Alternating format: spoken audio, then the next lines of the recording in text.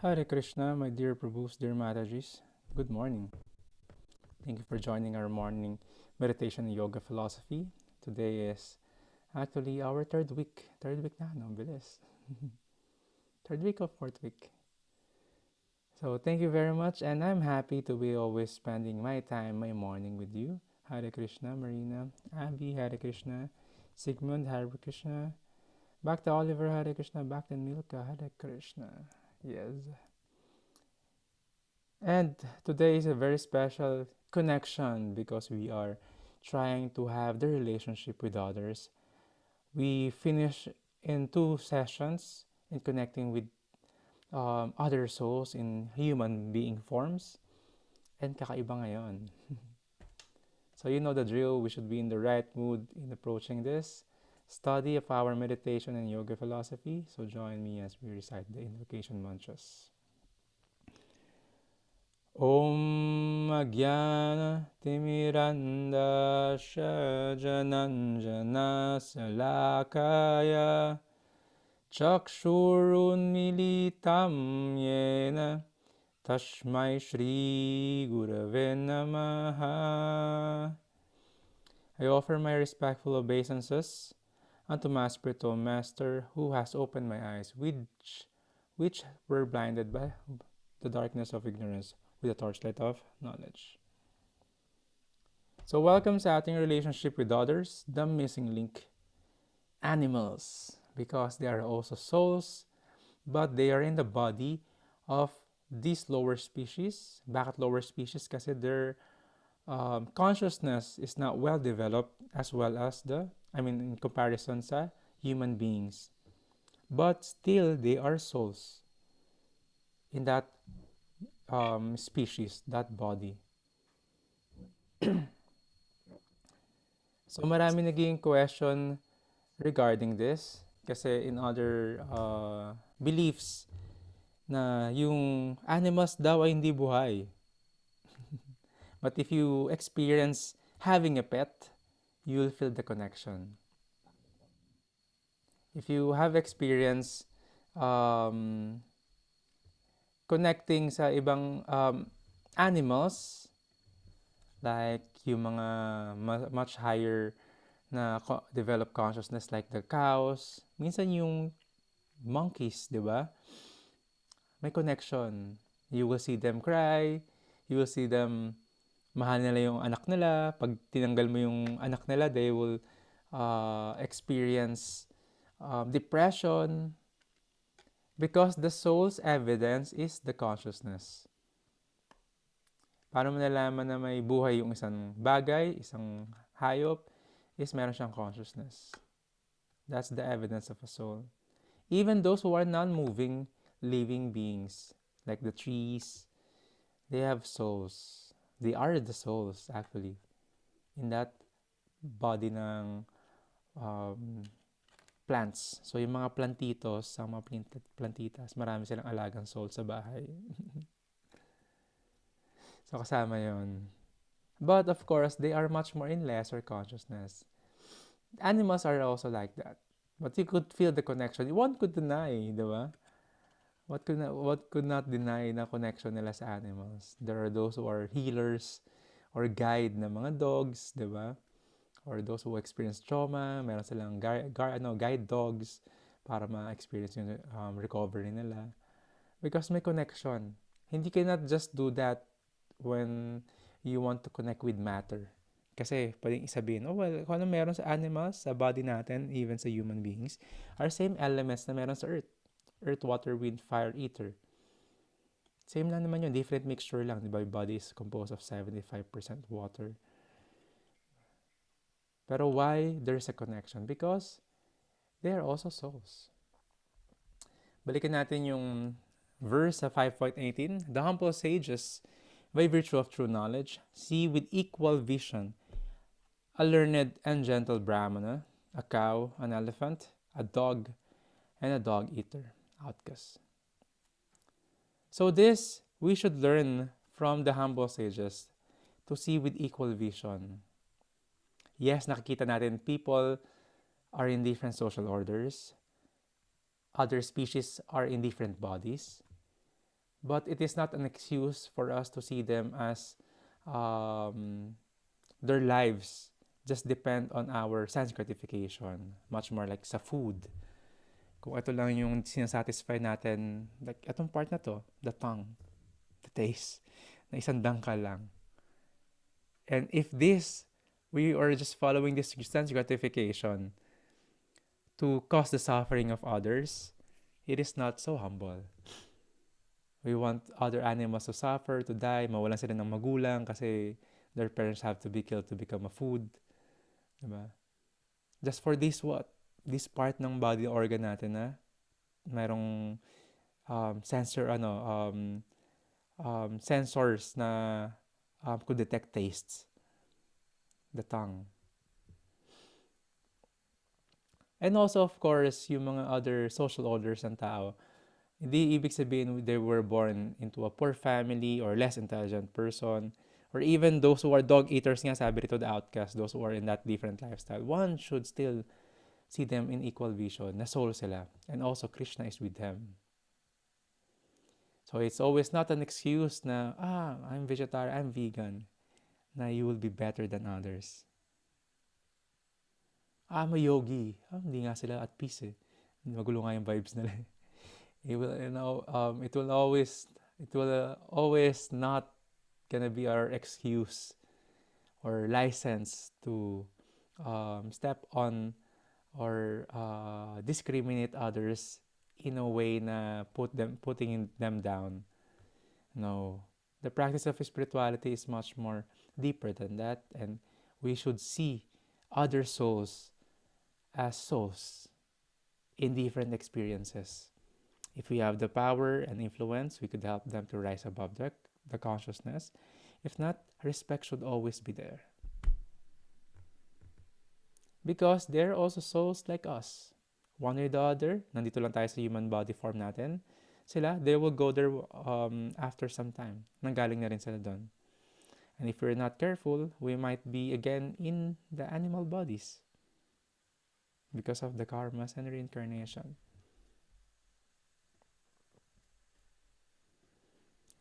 So, I've been speaking and been saying my the learnings that I've got from my teachers. Pero now we would have different personalities that would speak about these connections animals in different forms and in different category sa buhay natin.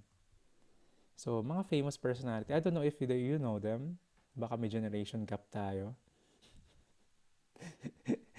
Masyadong malayong tito ako sa pagiging tita ninyo. So, I don't know if you know this person.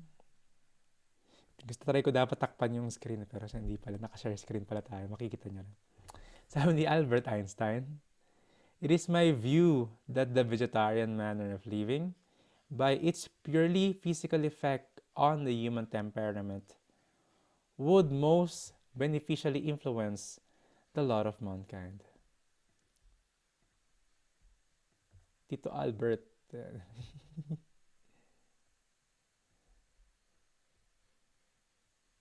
We have the same birthday. Talaga? You have the same birthday with Albert Einstein? Oh, sa genius. Sabi ni si Albert Einstein kasi is a great thinker. He studies a lot and hindi siya normal mag-isip. I mean, hindi siya tulad ng karamihan na tao. He sees that this vegetarian way of or manner of living, this diet, he is just looking at the physical effect and not the spiritual effect. It will affect the temperament of people and it will influence a lot of mankind. And sobrang importante itong topic na sinasabi ni Albert Einstein kasi sobrang malaki ang effect ng diet natin sa ating temperament. Basically, in the consciousness, sobrang laking effect niya. Sa mood, sobrang laking effect niya. When one is trying to eat something Pero yung um, nagluto neto is sobrang galit, bad trip sa'yo, or wala sa mood. Di ba ramdam yung ramdam yung, how do you call this? Ramdam yung energy ng food na parang, teka lang, parang iba yung iba yung pakaramdam ah. Sabi nga nila, when a person na nagluto is um, in a wrath or anger, nagiging poison yung food. Pero if yung food niluto kahit very simple lang siya, even munggo, hindi naman Friday ngayon eh. Diba? Even mga soup lang with vegetables and tofu, diba? Kahit very simple lang, sobrang sarap niya. Lalo na kapag lutong bahay. Kasi lutong bahay is always cook with love. Hindi mo binabayaran yung nanay mo pa. Hindi ka binabayaran ng anak mo para ipagluto mo siya. You want to nourish yung anak mo with food. That's intentional cooking. What more pa yung consciousness nung nagluto, nag-prepare, and also if the food itself is coming from high emotion na species, like the last emotion na maramdaman ng animals is galit sila, depressed sila, diba? Confused sila. Ay yung nararamdaman nila bago sila patayin for them to become food. And dala-dala yun ng yung consciousness na yun, dala-dala yun hanggang dun sa kumain. Dun sa nag-transport, dun sa nag-slaughter, dun sa nag-chop niyan, nagluto, nag-serve, lahat yun. Ang end user is yung kakain. Lahat ng consciousness niya makukuha. So this is one factor why people are depressed, in anxiety, mabilis magalit. Because the consciousness ng ini-intake nila is the same. Kung ano yung consciousness ng food na yun. So it really affects the mood of those people who eat something. And if one is having the diet of a mode of goodness, much more the vegetarian diet, and much more kapag prasadam, spiritualized food, mas yung consciousness niya is rising higher. This is one of the coolest artists in the Renaissance siya, diba? Truly man is the king of beasts, for his brutality exceeds theirs. We live by the death of others. We are burial places. I have from an early age abjured the use of meat, and the time will come when men such as I will look unto the murder of animals as they now look unto the murder of men. Leonardo da Vinci. Very artistic niya sinabi.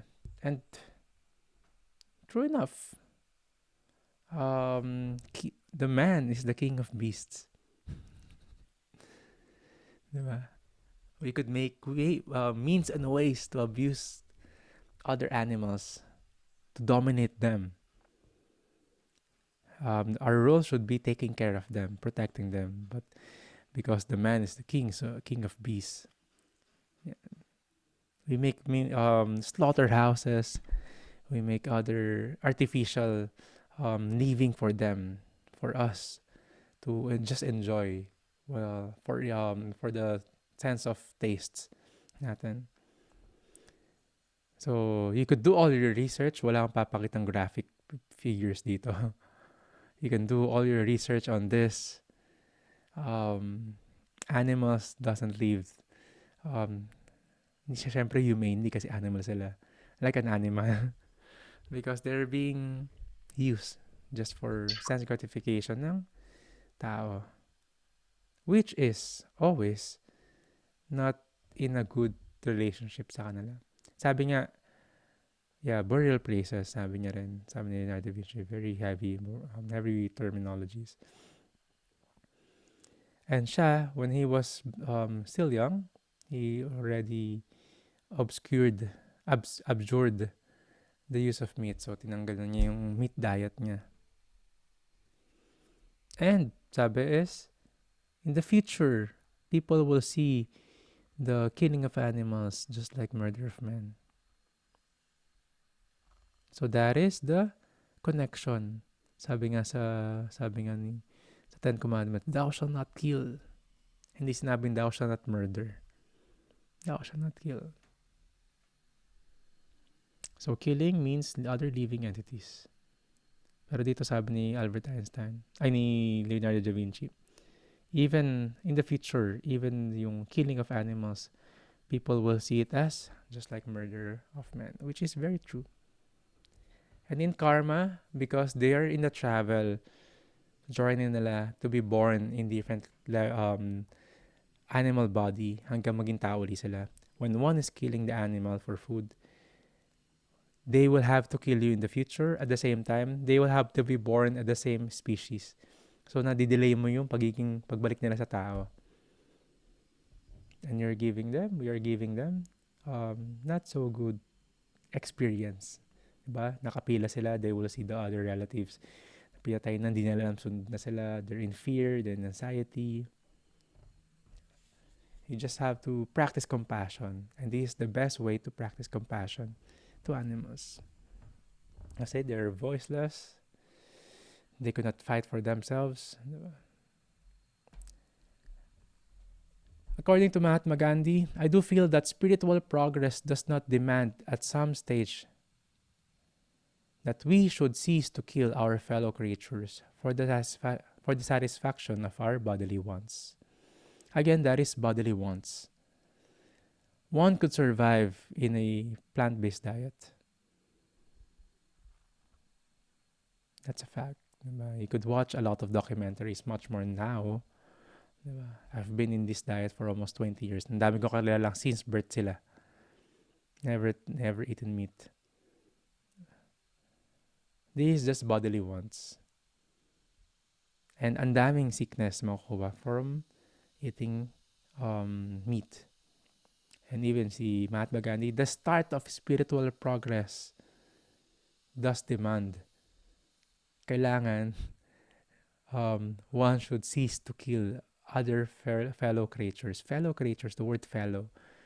We are with them, living our time here in this earth. We should not be the cause of their suffering. Just for what bodily wants. A little austerity would make a long way sa compassion natin sa animals. And, I don't know, ang daming masarap na vegetarian food. Sobra. Ano nagkapalasa sa meat? Herbs and spices, which is vegetables and rarely ka makakain ng mga raw na food na masarap. Lahat yun kailangan na ng soy sauce, ng asin, lahat yun nasa herbs and spice.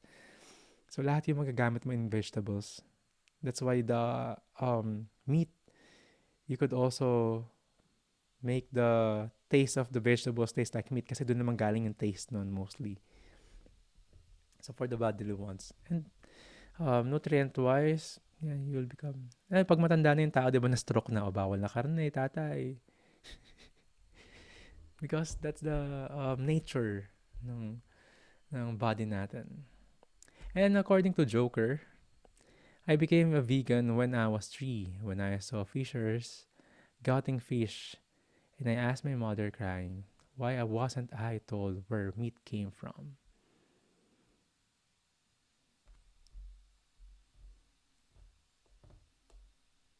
Si Joker talaga. Yeah, si Joaquin Phoenix. Siya rin si sa Gladiator, siya yung, mo ko yung, doon, di ba? Siya yun. I forget the name. Siya rin yun. Saka si Her na movie. Alam din naman. We are actually tricked by the society kung saan galing yung food natin. They will have a nice packaging.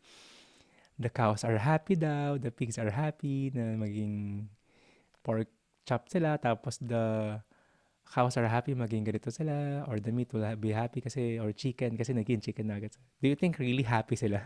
Naging ganun sila. And they changed the name.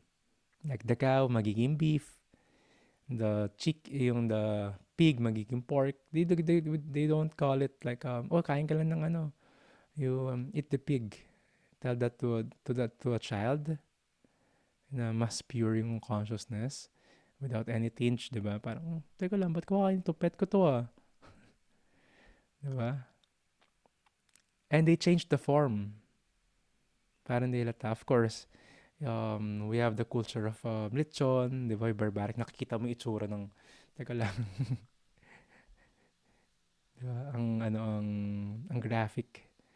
So, ganun. We were a lot of times tricked by the society with the packaging and all. But if one really wants to know saan galing yung meat, sabi nga, um, alamin mo kung saan nanggaling. Diba? Slaughterhouse, kung paano ginawa yon, then you will know, okay? With that consciousness kung ano nasa plate mo, okay, dito galing to. Once this food was a mothered sa ilang child niya, sa children niya. So, rising yung consciousness natin. We should be compassionate and use our paradox, not just paradoxical thinking, just like open your consciousness in thinking, saan galing yung food. Diba? So, this next picture, ito yung picture ko nung wala pa akong tattoo. Medyo matagal na to.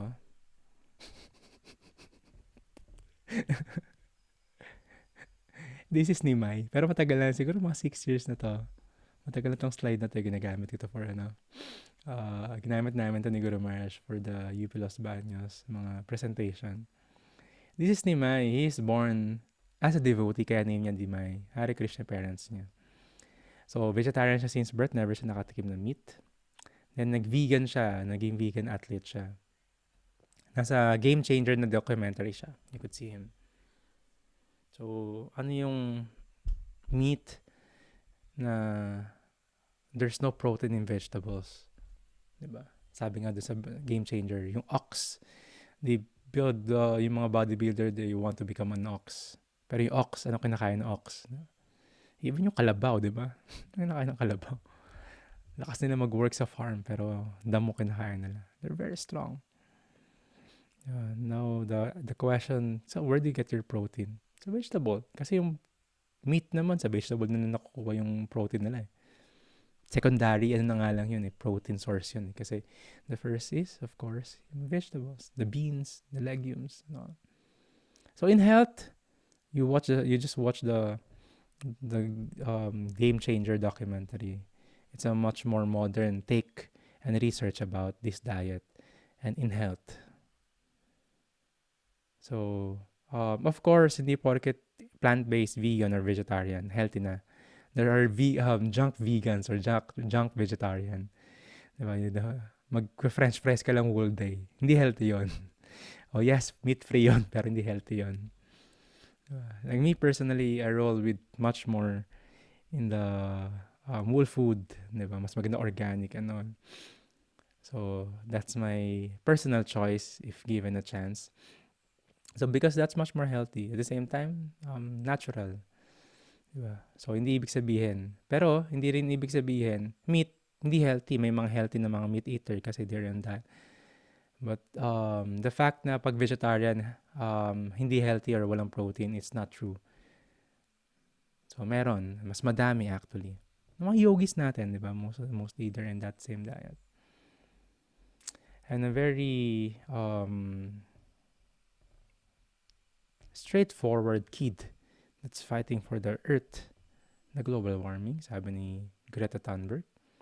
I don't eat animal products. I don't use any animal products because of ethical, environmental, and climate reasons.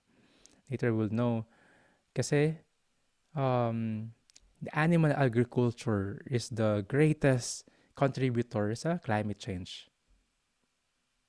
You can watch the Cowspiracy na documentary. That's the greatest contributor sa sa climate change. Sabi ni Greta, I made them, her parents, feel guilty, so guilty. I kept telling them that they were stealing our future and they cannot stand up for human rights while living that lifestyle. So then, they decided to make those changes. My dad is vegan, my mom, she tries. She's 90% vegan. So it starts with our plate, the things that we consume, the food that we consume. It will affect greatly kung ano meron sa environment natin. Aside from the animals, the ethical, but of course, economy, environment, a big effect. One will need to spend tons of water just for a pound of meat. For like a burger, di ba? Tons of water kailangan i-waste. Kasi you have to feed the cows, you have to irrigate the system, di ba? Wash their poop, di ba? Wash them even, di ba? Ang daming gagastusin of na water just for what? Fa- a pound of meat. Tapos ma-destroy pa yung water system because of their wastes, and of course the air and the land, for one to be able to raise a cow. Hindi lang naman kung saan sila nakatayo eh. Kung saan tumutubo yung mga food nila. At the same time, instead of that grains and beans na pinapakain sa kanila, it could feed a lot of people. The scarcity is just like a scare.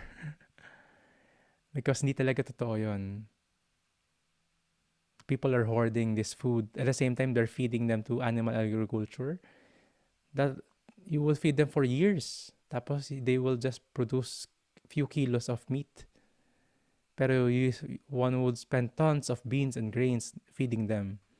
Pero if you give that to those who are really in need, wala talagang scarcity. It is just man-made. Nature is everywhere. Like the population na siksikan sa Manila, when you travel, you will see vast of land. Nagkisiksikan lang yung tao sa Manila. Pero vast of land talaga. So same with the resources. And it affects the whole, the bigger picture. According to Socrates, as long as there are slaughterhouses, there will be battlefields. Aside from the consciousness of killing, of eating and consuming, they will always fight for the land. Because the land, like environmentally, people are burning the Amazon like few years back.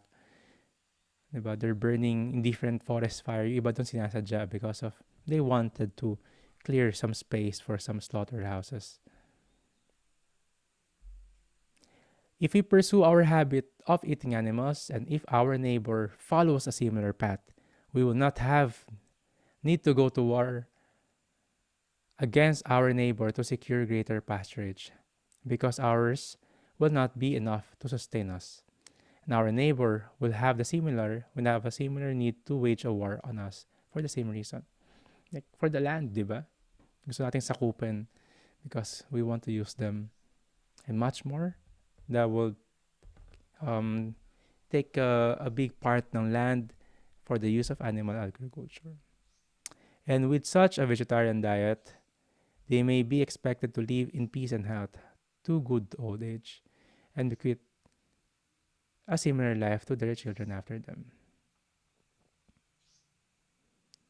You could see our generation or our tito's generation where pumutok na yung mga fast food and all. The life expectancy is so short na. The diet, the lifestyle, the consciousness, di ba? 40 years old pa lang, may stroke na, di ba? May kaklase nga ako dati, 20 years old pa lang, na-stroke na siya. Just for what? Because of the diet and lifestyle. And this causes war. Why? It is a collective karma.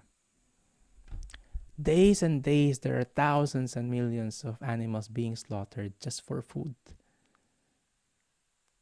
And the law of nature, don't expect na walang babalik. It will come. Either war, pandemic, because karma will have to come collectively. And if there's no meat eating, there's no pandemic. Lahat ng mga pandemic galing sa animals kasi we're unnaturally mixing it up. Diba? Sabi ni, I don't know if you know this person. This is Paul McCartney. Until now, siya isa sa mga nagka-push ng vegetarian diet. If slaughterhouses had glass walls, everyone would be a vegetarian. Yeah, I heard of some student are telling me when they're living very near sa mga slaughterhouses, you will hear the scream. You cannot hindi unsee eh. You cannot unheard. Yung unhear. Yung mga naririnig mo araw-araw. You will smell the atmosphere, yung blood. Saka yung yung vibration. What more pa you see in them? Diba? Like, mag-search ka lang sa internet, you will see them. If one see this, one will change their diet. Ang kalaban na lang natin is mind, yung craving ng mind natin. And I'm happy now that people are embracing much more this diet. When I started early 2000s, ang hirap. Walang mga restaurant, tapos walang mga available. Ngayon, you go to SM, there are a lot of products that are good suitable for vegetarians. In restaurants, even Burger King, may burger na sila na vegetarian. There is even a branch of that fast food na ginawang whole vegetarian. Because that's the future. People will be much more aware, conscious on that. It is not just by health, of course. In spirituality, we must know the deeper reason that there are karmas and we want to help them also to perform yung spiritual activities by them evolving na maging tao after some time and us not joining or creating new karmas. So just for what? For this few minutes of enjoyment diet. To be honest, if you're in a plant-based diet compared to meat eating, iba yung food ko, iba yung empacho, iba yung busog. You have much more energy in digesting vegetables because our body is made to digest them. Try mo ma-empacho sa meat, like food coma ka talaga. Constipation and all. Pero iba rin yung consciousness. So of course, in Krishna Consciousness, we want to practice not just plant-based diet, but also the food that we eat, the plant-based diet, is in the mode of goodness and we offer it to Krishna. So there will be zero karma and that will be Krishna conscious. Some could go cold turkey overnight, gawin nila to. Some will take months and years for the transition. What I could say is how slow you go, as long as you don't stop, it's okay. Okay, sige, vegetarian na ako. Radachara, yung gusto ko maging vegetarian yung family ko, kailangan mong gumaling magluto. You cannot encourage them without giving them na masarap na pagkain, na masarap na lutong plant-based. And of course, in the consciousness you want to give to them. Yung love is best transferred sa service and also sa food. So yes, meron tayong mga cooking classes and all. You will learn from them. We could make some arrangements for that. And the transition, it's up to you. Iba, ginagawa nila smooth transition. They will stop red meat for some time. Tapos white meat. Tapos huli nila ni give up yung egg. Tapos they will become lacto-vegetarian. Yes, some will become vegan, but those who are practicing Krishna consciousness, me personally, I don't consider myself as vegan kasi there are ahimsa things that we need to use in the worship, like the mirdanga, the drums. They're coming from ahimsa cow skins. And we offer milk kay Krishna. Krishna loves milk much more. And the idea is coming from ahimsa farm. So the idea is when you offer it to Krishna, it will become karma free. But you cannot offer egg or you cannot offer meat kay Krishna. He doesn't like that. Sabi niya, patarampos pampalam toyam. If one offers me with love and devotion a leaf, a flower, fruit, or water, I will accept it. So don't be too hard on yourself for this transition. Make it enjoyable. Smooth transition, the gentle way is, I think, much more generally applicable for a mass of people. Yung iba, kaya nilang overnight. Me personally, when I was a kid, overnight ko lang yun. Pero of course, gutom ako. I don't know how to cook. I was 13. Pero especially if we are living with housemates, my partner, my family, you could have the smooth transition if you want to. I would challenge you to try this kasi there's a lot of benefits. Mentally, physically, spiritually. Physically, it's obvious. Mentally, you will experience the difference in our mental state when one is on this diet. Much more kapag prasadam. And spiritually, when prasadam is there, it will be much more smoother. Not easy talaga, pero it will help a lot in our practice sa spiritual life. And sobrang daming masasarap na prasadam, na vegetarian food. Papag-usapan natin yan. There will be like sa prasadam courses, yung mga suggested spices for you to start with. Yan. Ngayon naka-break lang yung prasadam course but usually we have it once a week. Gumagawa lang kami ng videos for the website. So this is the presentation that this personality is trying to share to you. I would vote for you to try them. I would suggest for you to challenge yourself and enjoy the process.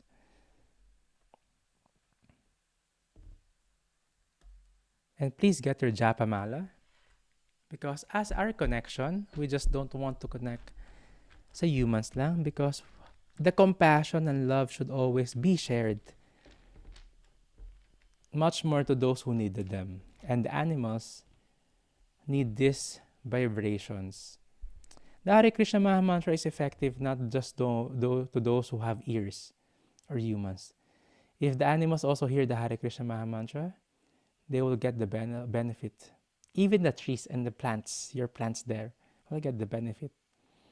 Because this vibration is spiritual, it's coming from the spiritual world, and will give them the start ng kanilang spiritual life, either in that life or in the next life pag naging human na sila. So get your japa malas. We are trying to soften much more our hearts and connect them, hearts to other souls. We want to practice compassion and also discipline sa sarili natin. It will be a journey to have some transition if one wants to experiment or try to become in this diet, but it's always worth it.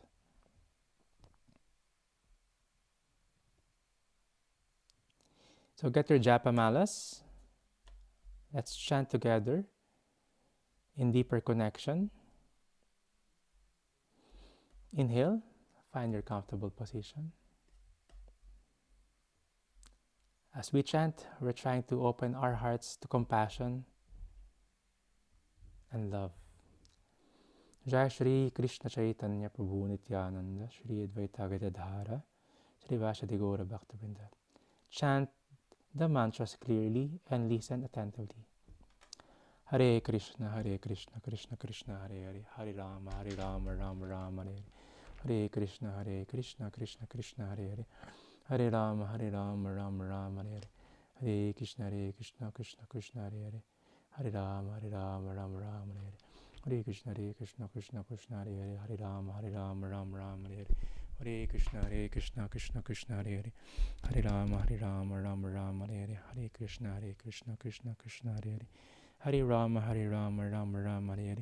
Hare Krishna, Krishna Krishna, Hare Hare, Hare Rama, Rama Rama, Hare Hare, Hare Krishna, Krishna Krishna, Hare Hare, Hare Rama, Rama, Hare Hare, Hare Krishna, Krishna, Hare Hare, Hare Rama, Rama, Hare Hare, Hare Krishna, Krishna, Hare Hare, Hare Rama, Rama, Hare Hare, Hare Krishna, Krishna, Hare Hare, Hare Rama, Rama, Hare Hare, Hare Krishna, Krishna, Hare Hare, Hare Rama, Rama, Hare Hare, Hare Krishna, Krishna, Hare Hare, Hare Rama, Rama, Hare Hare, Hare Krishna, Krishna, Hare Hare, Hare Rama, Rama, Hare Hare, Hare Krishna, Krishna, Hare Hare, Hare Rama, Rama, Hare Hare, Hare Krishna, Krishna, Hare Hare, Hare Rama, Rama, Hare Hare, Hare Krishna, Krishna Krishna, Hare Hare. Hare Rama, Rama Rama, Hare Hare. Hare Krishna, Krishna Krishna, Hare Hare. Hare Rama, Rama Rama, Hare Hare. Hare Krishna, Krishna Krishna, Hare Hare. Hare Rama, Rama Rama, Hare Hare. Hare Krishna, Krishna Krishna, Hare Hare. Hare Rama, Rama Rama, Hare Hare. Hare Krishna, Krishna Krishna, Hare Hare. Hare Rama, Rama Rama, Hare Hare. Hare Krishna, Krishna Krishna, Hare Hare. Hare Rama, Rama Rama, Hare Hare. Hare Krishna, Krishna Krishna, Hare Hare. Hare Rama, Rama Rama, Hare Hare. Hare Krishna, Krishna Krishna, Hare Hare. Hare Rama, Rama Rama, Hare Hare. Hare Krishna, Krishna Krishna, Hare Hare. Hare Rama, Rama Rama, Hare Hare. Hare Krishna, Krishna Krishna, Hare Hare. Hare Rama, Rama Rama, Hare Hare. Hare Krishna, Krishna Krishna, Hare Hare. Hare Rama, Rama Rama, Hare Hare. Hare Krishna, Krishna Krishna, Hare Hare. Hare Rama, Rama Rama, Hare Hare. Bring back your mind, focus your attention in hearing and chanting. Hare Krishna, Krishna Krishna, Hare Hare. Hare Rama, Rama Rama, Hare Hare. Hare Krishna, Krishna Krishna, Hare Hare. Hare Rama, Rama Rama, Hare Hare. Hare Krishna, Krishna Krishna, Hare Hare. Hare Rama, Rama Rama, Hare Hare. Hare Krishna, Krishna Krishna, Hare Hare. Hare Rama, Rama Rama, Hare Hare. Hare Krishna, Krishna Krishna, Hare Hare. Hare Rama, Rama Rama, Hare Hare. Hare Krishna, Krishna Krishna, Hare Hare. Hare Rama, Rama Rama, Hare Hare. Hare Krishna, Krishna Krishna, Hare Hare. Hare Rama, Rama Rama, Hare Hare. Hare Krishna, Krishna Krishna, Hare Hare. Hare Rama, Rama Rama, Hare Hare. Hare Krishna, Krishna Krishna, Hare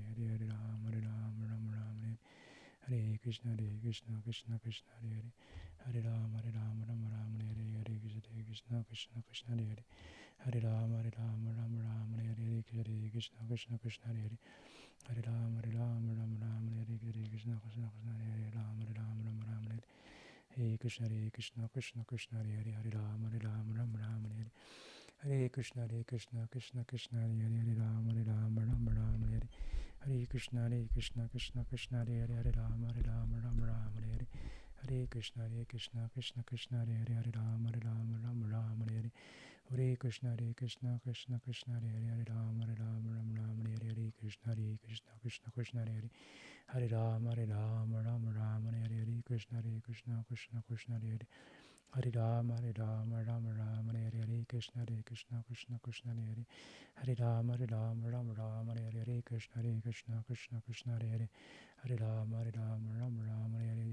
Krishna, Krishna Hare Hare. Hare Rama, Rama Hare Hare. Hare Krishna, Krishna Hare Hare. Hare Rama, Rama Hare Hare. Krishna, Krishna Hare Hare. Hare Rama, Rama Hare Hare. Krishna, Krishna Hare Hare. Hare Rama, Rama Hare Hare. Krishna, Krishna Hare Hare. Hare Rama, Rama Hare Hare. Krishna, Krishna Hare Hare. Hare Rama, Rama Hare Hare. Krishna, Krishna Hare Hare. Hare Rama, Rama Hare Hare. Krishna, Krishna Hare Hare.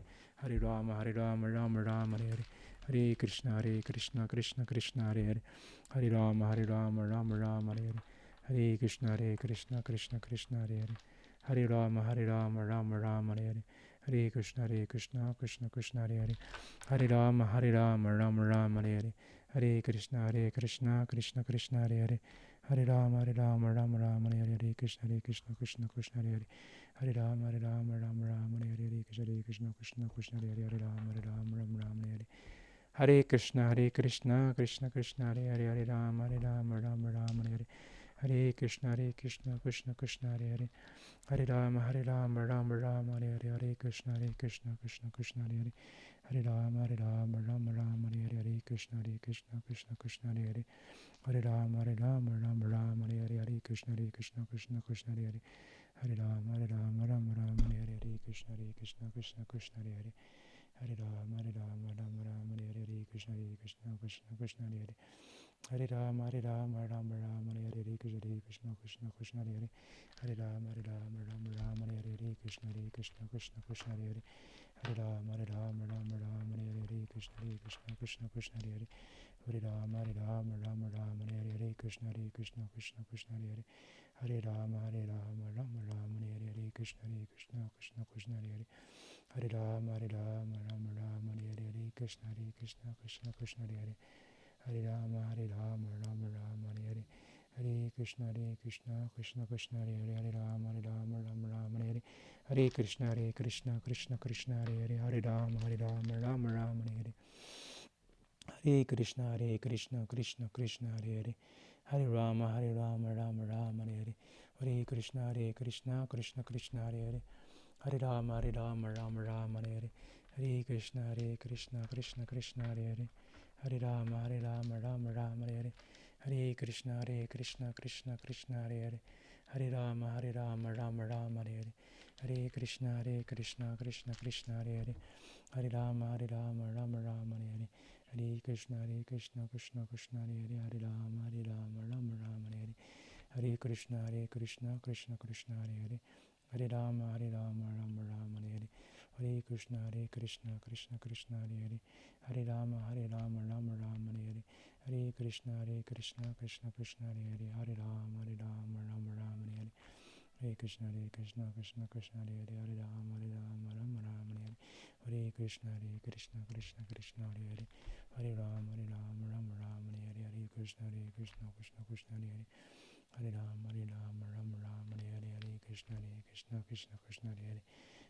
Rama Rama, Hare Krishna, Krishna Krishna, Hare Rama, Rama Rama, Hare Krishna, Krishna Krishna, Hare Rama, Rama Rama, Hare Krishna, Krishna Krishna, Hare Rama, Rama Rama, Hare Krishna, Krishna Krishna, Hare Rama, Rama Rama, Hare Krishna, Krishna Krishna, Hare Rama, Rama Rama, Hare Krishna, Krishna Krishna, Hare Rama, Rama Rama.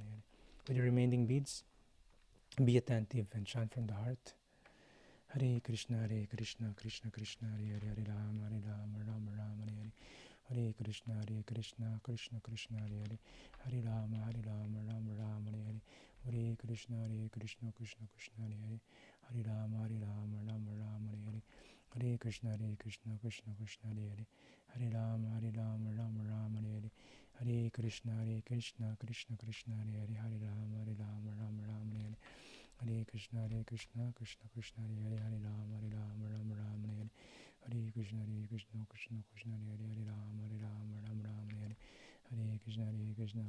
Krishna, Hare Rama, Rama Rama, Hare Krishna, Krishna Krishna, Hare Rama, Rama Rama, Hare Krishna, Krishna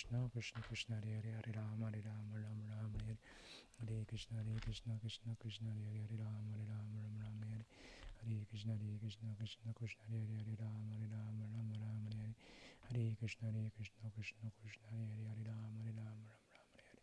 Hare Krishna, Krishna Krishna, Hare Rama, Rama Rama, Hare Krishna, Krishna Krishna, Hare Rama, Rama Rama, Hare Krishna, Krishna Krishna, Hare Rama, Rama Rama, Hare Krishna, Krishna Krishna, Hare Rama, Rama Rama, Hare Krishna, Krishna Krishna, Hare Rama, Rama Rama, Hare Krishna, Krishna Krishna, Hare Rama, Rama Rama, Hare Krishna, Krishna Krishna, Hare Rama, Rama Rama, Hare Krishna, Krishna Krishna, Hare Rama, Rama Rama, Jai Shri Krishna Chaitanya Prabhu Nityananda Shri Vaita Gardhara Shivashati Gaur Bhakta. If you're finished, please type 108. If you're not yet, please continue to finish your rounds.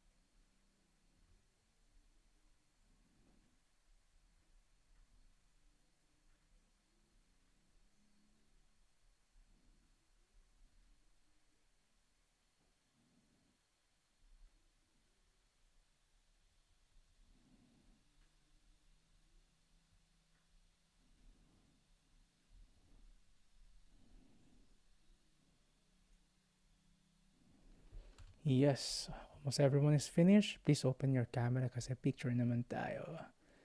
If you have questions later, let's see. Pero, yan.